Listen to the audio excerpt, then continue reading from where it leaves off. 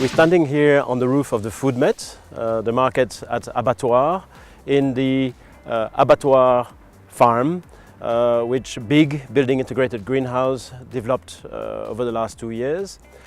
This is already the largest productive garden you see behind us, sitting on the roof with 800 square meter, which is going to grow to 2,000 square meter. And we also have a greenhouse of 2,000 square meter. The idea came to me as an architect working internationally in the circular economy cradle-to-cradle concept, which Derbigum knows very well too. We are developing this idea because in China I saw in very large cities the fact that there was problems with logistics to bring fresh food in center of cities. People are used to grow this food outside the cities. We're now living in apartments, and these cities are very polluted. So the whole challenge was to find a way of producing in a economically sustainable way high quality products in the city. So we started just a couple of people following my idea and some technicians as well. We looked for a place to do it, and the Foodmet was under construction at that time, and we thought this was one of the best spots in the center of the city, in an area that needs employment, an area which also linked to food. The abattoir is called the belly of Brussels, and it really made sense to do this on this roof. Well, the main challenges were first to negotiate the space and then all the technology that goes with the project.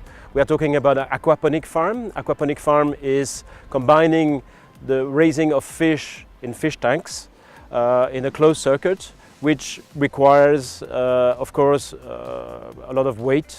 We're about 1 ton per square meter. And also to combine it with the heat coming from the fridges from the building downstairs, because we have a meat market downstairs, and those fridges are working all the time.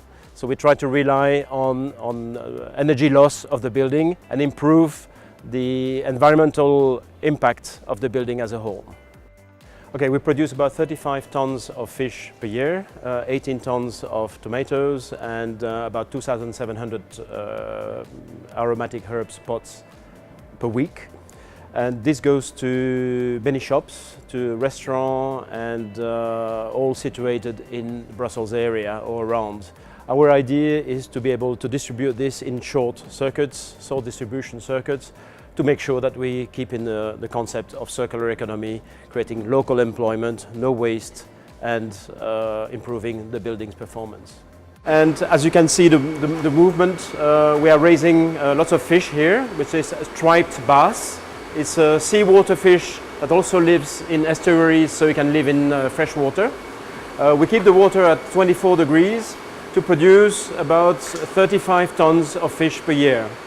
The system is completely closed, and we collect some of the water every day to clean the system. And the big difference here is, rather than consuming sometimes more than 20 cubic meter per kilo of fish produced, up to, in some fisheries, open fisheries, up to 100 cubic meter per kilo of fish, we are coming down here to 1 cubic meter. This cubic meter is not wasted because it's used a second time by the plants and then evaporates in the greenhouse. We cannot produce everything in the city, and depending on the climate, but I think it's a demonstration of how quality food can be produced, and it's also an example for the countryside. The system we have here, which is really clean in terms of no antibiotics, no pesticides, no chemicals or nasty chemicals used in the growth of plants, but also no transport. No transport means that the product doesn't go into the fridge, doesn't get ripe in a lorry, and goes straight from the farm to consumers. Well, as an architect, I've worked a lot with Derbigum in the past, and I know the quality of the product. But one thing that really interests me as a cradle-to-cradle specialist is, of course, that Derbigum has entered into this change of paradigm with the Derbipure, which we have used here. We've used the Derbipure in this farm because it's in contact with food. We have it in the greenhouse, on the edges, on the protection of the concrete. And of course, we don't want to have any emanations of gassing from the protection. And also it is white, so it reflects the light, which is very good for the product. So it was very important to have the technical advice from Derbigum. So we had tricks were given to us by Derbigum, and this was a great help.